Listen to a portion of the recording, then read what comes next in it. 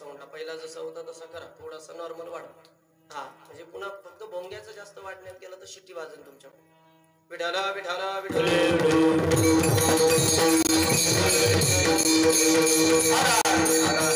हनुमानजीने आयुष्यभर सेवक म्हणून काम केलं, मालक नाही महाराज. आयुष्यभर सेवक. माणसाने मालक असावं का सेवक असावं? बोला बोला बोला. तुम्ही बोलले तर कीर्तन गोड होईल, नाही तर उक्त घेतल्यावर मी कुठंच कार्यक्रम करत नाही महाराज. जेवढं ठरलं त्याच्यापेक्षा रुपये सुद्धा कमी नेणार एक अजिबात नाही. तुम्ही लोड घ्यायचा नाही. हा तुम्ही चुकीची उत्तर द्या, बरोबर द्या, पण बोलत चला. माता भगिनी तुमच्या लेकरासारखा आहे की नाही? मी लेकरासारखा. आता म्हणाल मी कुठं वाटा मागणार आहे का तुम्हाला? अरे फ्रेश बस माझ्या कीर्तनात. टेन्शन आले येण्याची बात बसू नका. 2019-20 साली टेन्शन किती लोक मेले सांगायची गरज आहे का तुम्हाला? कोरोनाच्या काळात सगळे टेन्शन इंजेक्शन मेले विष्णू महाराज.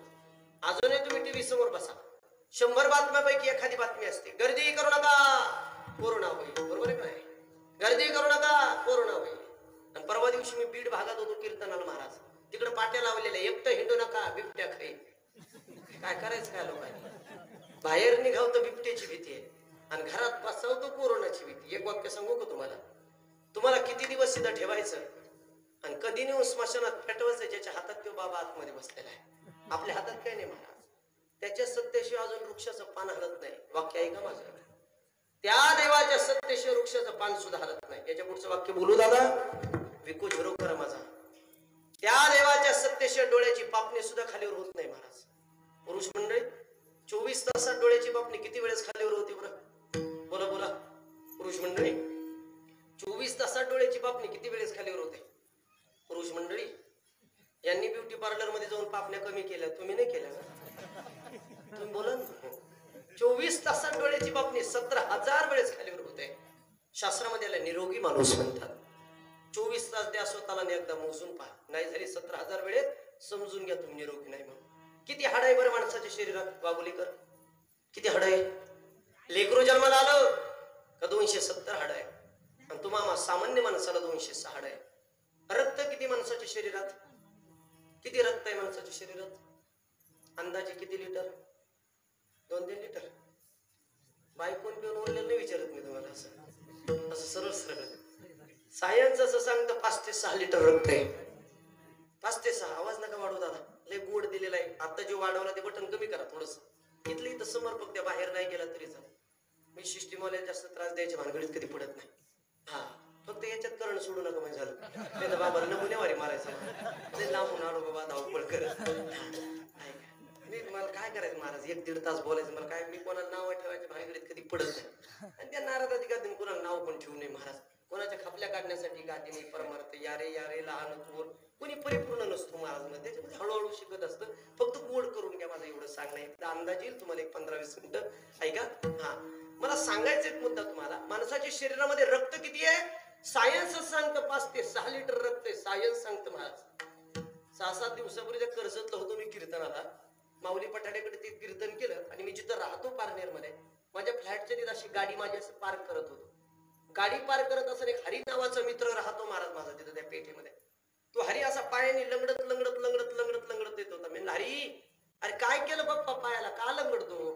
तुम्हाला म्हणे उगले महाराज परवा दिवशी कुत्र चावलं म्हणे, मला 8-9 लिटर रक्त गेलं म्हणे मला. मी परवा दिवशी पासून विचार करतो. सायन्स सांगतं 5 ते 6 लिटर रक्त आहे आणि याचं जर एवढं वाया गेले ते जित कसं राहिलं बा. स्वतःच्या शरीराचा स्टडी नाही रे माणसाला. त्याचं कारण सांगू का मी तुम्हाला? त्याचं एकच कारण आहे, त्या देवाने आपल्याला सगळं फुकट दिलं म्हणून त्याची किंमत कळत नाही. काय काय दिलं देवाने? काकड्यामध्ये प्रमाण आहे. दिले इंद्रिय हात पाय कान डोळा मुख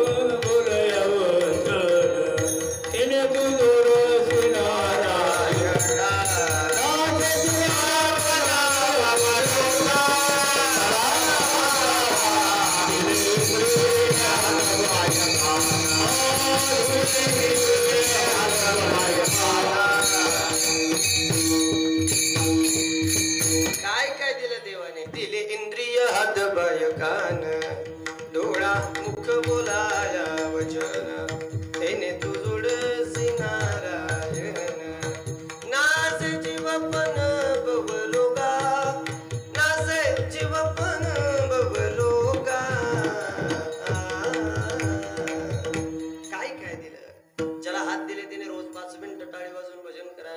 ज्याला कान दिले त्याने रोज एक भंग ऐका, ज्याला डोळे दिले त्याचं रूप पाहिल्याशिवाय कधी झोपू नका, ज्याला मुख दिलं कुणाची निंदा करत बसू नका.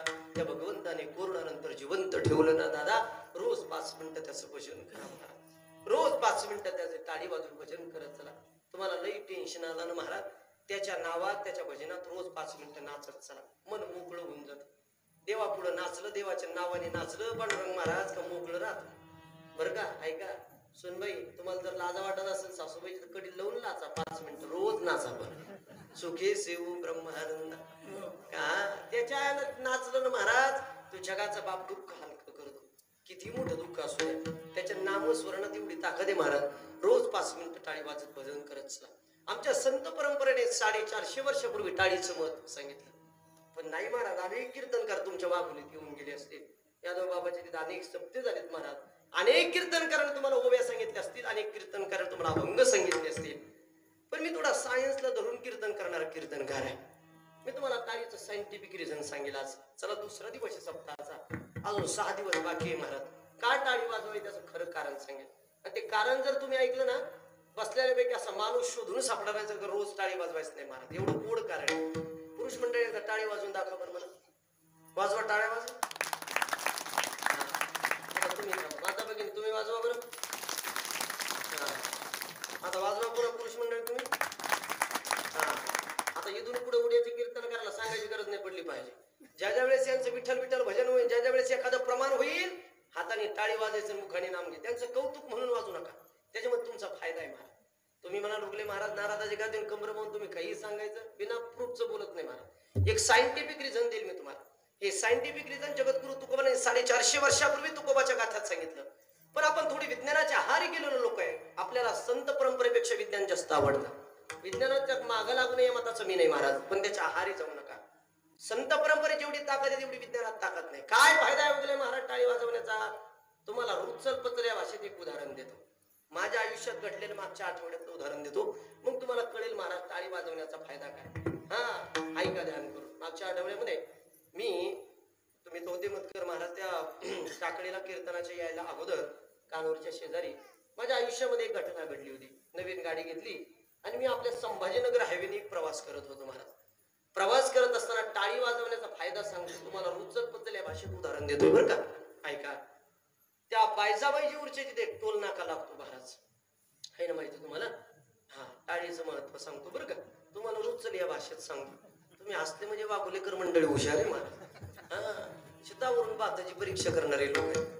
त्या टोल नाक्याच्या 500 मीटर पाठीमाग महादेव महाराज माझी 4 व्हीलर होती. नवीन गाडी घेतलेली, नवीन हार गाडीला लावलेला.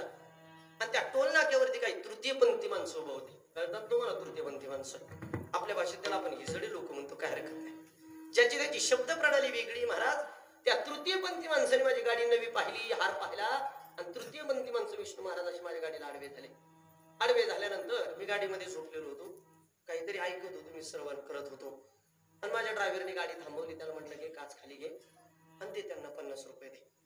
काच खाली घेतली, 50 रुपये त्यांच्या हातात दिले. त्यांनी एकदा टाळी वाजवली. नाही म्हणे नवीन गाडी अजून 100 रुपये द्या म्हणे. ड्रायव्हरला म्हटलं जाऊ दे, 15 लाख गाडीला घातली, अजून 100 केले, काय फरक पडणार आहे. दे म्हटलं अजून 100. आणि कुठं कमी केलं महाराज आपल्याला? खरंच आपल्याला काही कमी केलं नाही देवाने महाराज. दिलं म्हणल्यावर दिलं म्हणायचं. आपल्याला खूप कमी काळात सगळं काही दिलं महाराज. काही लोकांना बोंबलायची सवय झाली महाराज.